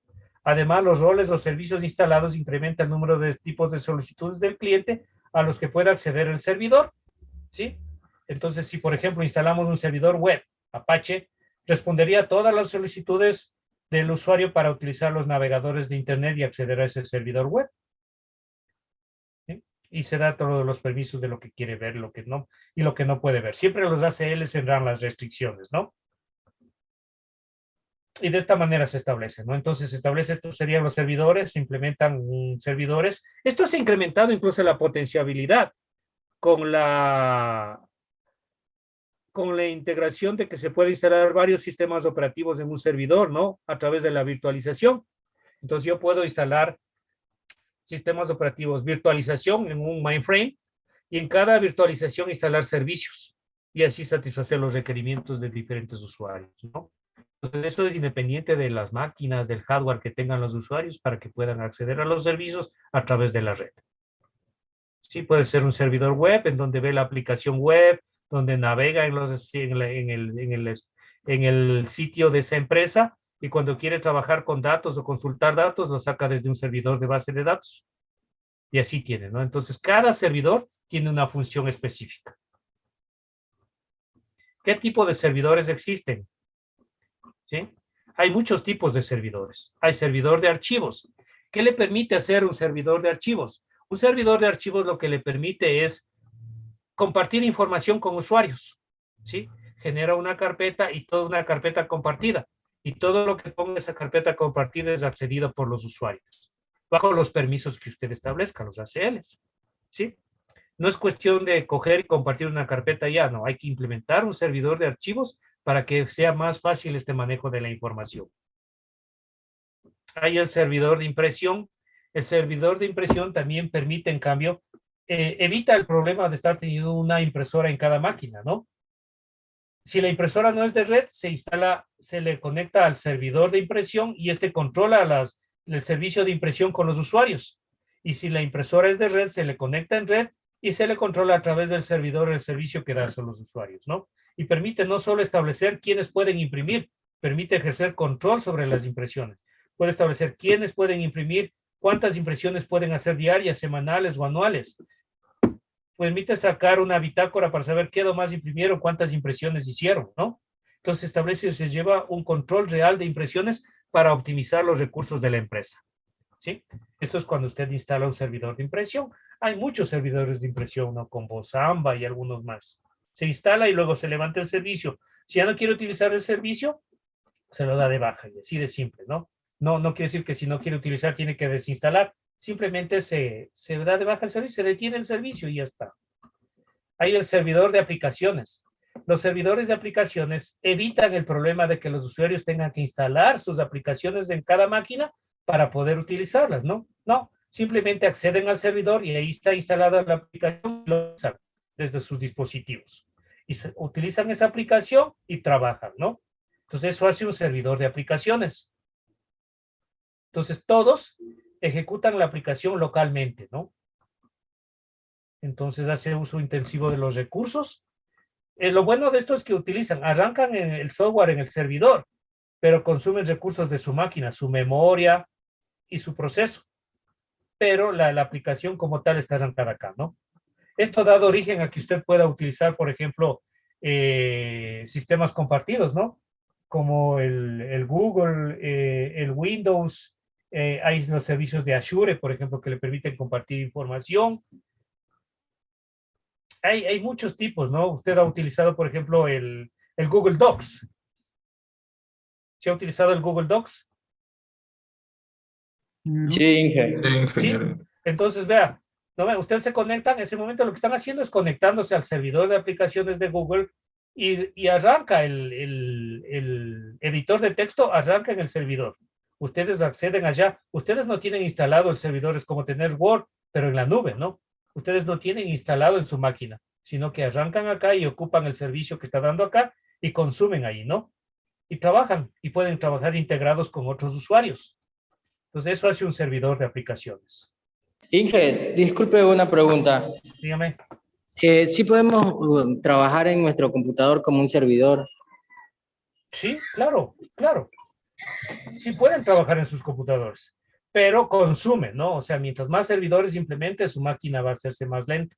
Mientras más usuarios se conecten, va a hacerse más lenta. O sea, sí pueden trabajar como servidor, dependiendo del servidor también, ¿no? Pero consume, ¿sí? Lo que pasa es de que yo estoy trabajando en un proyecto y, o sea, necesito subir una información para que dos ingenieros puedan revisar, o sea, son unos certificados. Entonces, quiero saber si desde mi computadora, o sea, los puedo transformar en un servidor, pero para que solamente accedan estas dos personas. Claro, no hay ningún problema. Sí, puede ser un Bien. servidor, lo que necesitaría implementar es instalar un servidor de archivos. Instalar un servidor de archivos y ya está. Ya, ingeniero, gracias, muy amable. Hay el servidor DNS. Bueno, ese servidor está implementado en la mayor parte de servidores que tienen ¿qué es lo que hace? Sí, es un servidor de nombres de dominio, ¿no? Este servidor lo que hace es proporciona funcionalidades de resolución de nombres a equipos de clientes, ¿sí? Convierte fácilmente nombres en direcciones.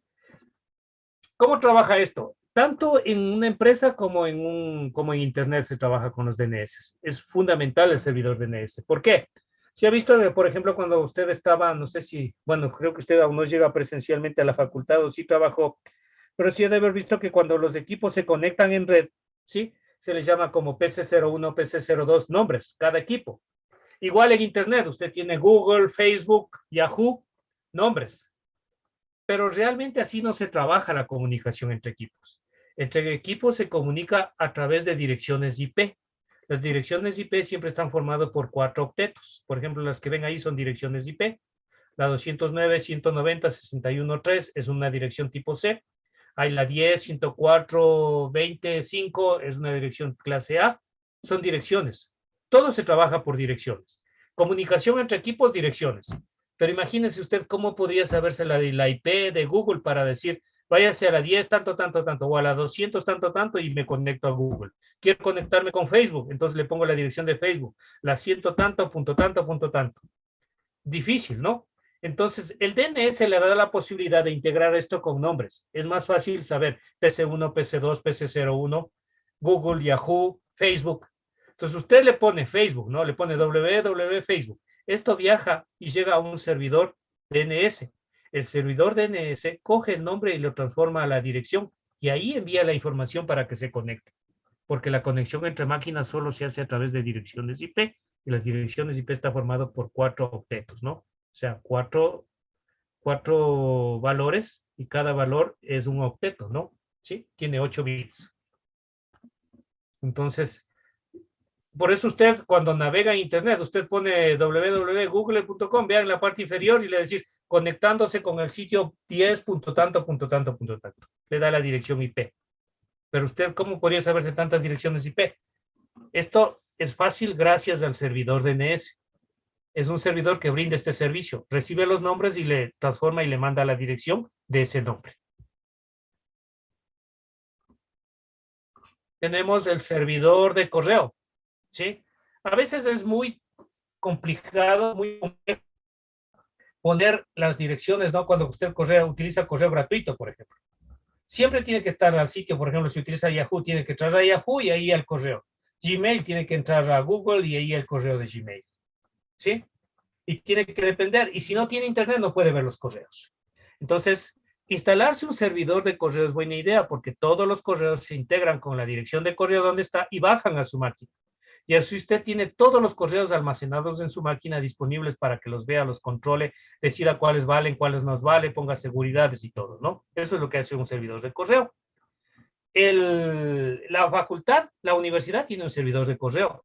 Entonces, ustedes cuando utilizan el correo de la UTA, no están directamente saliendo al servidor de Microsoft, sino van al servidor de correo de la universidad.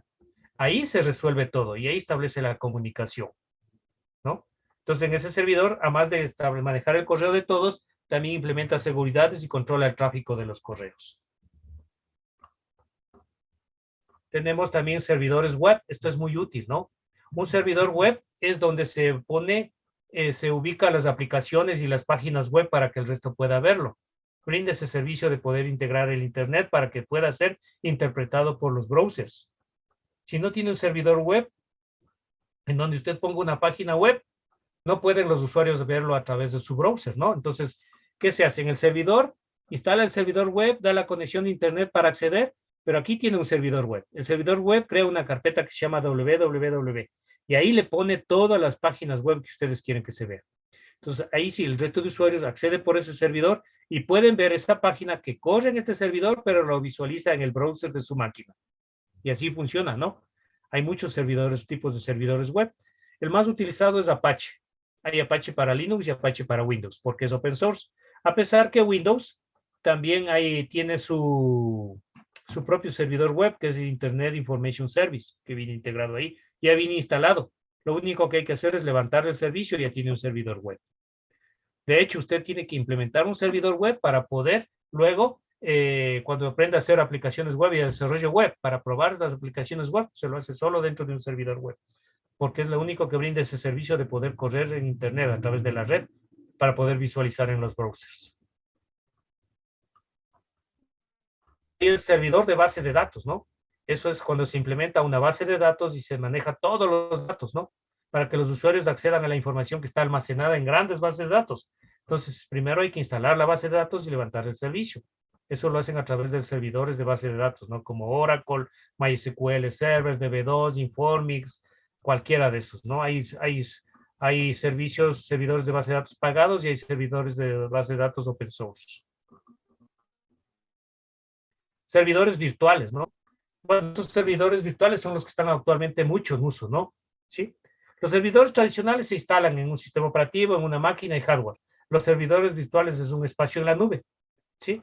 Pueden ejecutar, tienen, como les decía, como vimos ahí, miles de mainframes integrados que dan ese servicio y pueden incrementar grandes capacidades de información, manejar la velocidad de la luz. Solo tiene que pagar ese servicio, ¿no? Y eso crea sus servidores virtuales y utiliza hardware virtual. Y hay el servidor proxy. Los servidores proxy actúan como intermediarios entre el cliente y un servidor, ¿sí? Se utilizan para aislar, para ocultar información a clientes o servidores por motivos de seguridad, ¿no? Los proxies dan seguridad. Entonces, se tiene, por ejemplo, tengo los datos y quiero que el usuario acceda a esos datos. Entonces, quiero dar seguridad, ocultar los datos, ocultar los usuarios, no ver quién accede. Eso lo hace un servidor proxy. Es un servidor que que maneja la información por seguridad, ¿no? Permite ocultar, permite dar seguridad, permite aislar. Aquí controlo. Puedo decir, tengo 20 usuarios, pero 10 no quiero que accedan. Configuro el proxy para que ellos no puedan acceder. Eso hace un servidor proxy. Todos esos servidores de software, ¿no? Es software. Y hay servidores de supervisión y administración, ¿no? Estos son mucho más fuertes, ¿sí? Supervisan y gestionan otros sistemas, ¿no? Por ejemplo, puedo tener servidores que supervisan la seguridad, servidores que supervisen el control de la información, el acceso hacia la información, servidores que escuchen la red, ¿no? Que estén escuchando y siempre viendo quiénes acceden por la red y qué información están manejando por la red, para seguridades. Entonces son servidores de supervisión, ¿sí? También servidores que atiendan a las solicitudes de los usuarios. Primero analizan qué tipo de usuario es y un usuario seguro, y ahí le dan paso, si no, no. Es decir, servidores que vigilan y controlan como un guardia, ¿no? Eso es un software que está en tiempo real administrando. Esos son los tipos de servicios que yo puedo implementar en un sistema operativo, ¿no? Y los manipulo a través de los comandos que vimos en Linux. Entonces, en la próxima clase yo les voy a indicar qué servidor van a implementar ustedes y van a hacerlo eso como tarea final, ¿no? Entonces vamos a hablar un poco de algunos servidores que pueden manejarse y hay que dar una tarea para que lo hagan la otra semana y ese será su trabajo final. Estudien y nos vemos la próxima clase. ¿Tienen alguna inquietud, por favor? Dígame.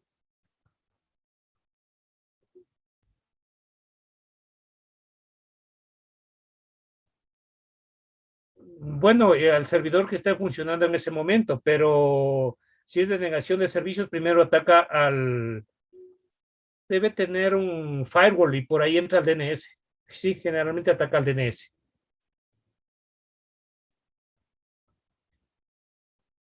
Hay otro servidor también que se utiliza mucho en Internet, ¿no? El de DHCP también. Ese es muy utilizado, por ejemplo, en los aeropuertos, en las universidades y en algunas empresas que dan Internet gratis, ¿no? Entonces, ¿qué hace ese servidor? Ese servidor lo que hace es generar direcciones dentro de un rango permitido por el administrador y lo brindan a los usuarios para que con esa dirección puedan conectarse, ¿no? Eso es lo que hace un DHCP. Es un servidor que brinda direcciones de red aleatorias dentro de un rango establecido. Entonces, cuando usted va a los aeropuertos y ve ahí que se puede conectar al Internet, es porque el servidor de DHCP le dio una dirección aleatoriamente a usted. Entonces, el DHCP se controla y se dice cuáles direcciones pueden ser aleatorias y cuáles direcciones son fijas y no puede dar. Entonces, establece el control para saber qué direcciones tengo libres para que los usuarios accedan y qué direcciones tengo ocupadas o tengo reservadas para otro tipo de usuarios. Por ejemplo, usuarios que se conecten por cable. Eso hace un servidor de DHCP. Entonces, la universidad, por ejemplo, está un servidor de DHCP. Así usted apenas entra, tiene internet, lo que hace es se conecta, le da una dirección a su máquina y usted se conecta a internet. Entonces, este servidor de DHCP está restringido. Le dice qué dirección le dé y con esa dirección, ¿qué puede hacer? Solo puede navegar. Y ahí se establece el control, ¿no? Entonces, los ataques se hacen... Esto es por seguridad, ¿no? Esto es por seguridad. Pero siempre debe estar detrás de todos estos servidores. Sí es recomendable que esté un proxy, siempre un proxy. El proxy va a ayudar mucho a ocultar ciertas cosas por seguridad y para que no esté disponible o para que no esté visible a quienes pueden acceder, ¿no? Esos son los servicios que se implementan y eso es lo que se trabaja para incrementar la potencialidad de un sistema operativo. ¿Alguna otra pregunta? Inge, yo cuando estaba repasando tareas programadas en Windows, cada vez que ponía un enlace no me funcionaba muy bien. Quería preguntar cómo puedo conseguir el enlace para abrir una aplicación o un documento de forma correcta. A ver, ahí sí no le entendí. ¿Qué enlace no le funcionaba o qué cosa? O sea, para abrir el PowerPoint a cierta hora determinada, por ejemplo. ¿Ya? ¿Qué pasa? No le funcionaba bien. Conseguir la dirección sí me está dando un poco de complicaciones. ¿Por qué? Le pongo la dirección, por ejemplo, de un documento y no se ejecutó nada no se ejecutó. Sale que estaba ejecutándose y luego ya no sale que ya no se ejecutó, pero no se abrió nada la aplicación. Qué raro. Tendría que ver. Primero ahí tiene dos cosas que visualizar. Como por ejemplo, alguna vez, no sé si fue aquí en otro lado, que decía que no puede hacer tareas programadas, es porque tenía la versión de un sistema operativo reservado. Por ejemplo, la Home. La Home no permite hacer tareas programadas. ¿Sí? Entonces hay que actualizar el sistema operativo y otra es verificar lo que puede hacer. Tal vez está configurado mal su firewall. Vean el firewall si le permite ejecutar esa aplicación que usted está tratando de hacerlo. Entonces son controles que hay que establecer dentro del sistema operativo, ¿no? Pero sí también tiene que ver mucho la versión del sistema operativo. Por ejemplo, si tiene instalado la Home, olvídese, la Home es muy restringida. La Home solo es para usar lo básico en la casa. No es lo mismo que una versión de un sistema operativo profesional. Eso sí le permite hacer todo, ¿no? Entonces siempre tener una versión que permita trabajar. Esas son algunas cosas que hay que analizar siempre antes de ejecutar. ¿Alguna otra inquietud?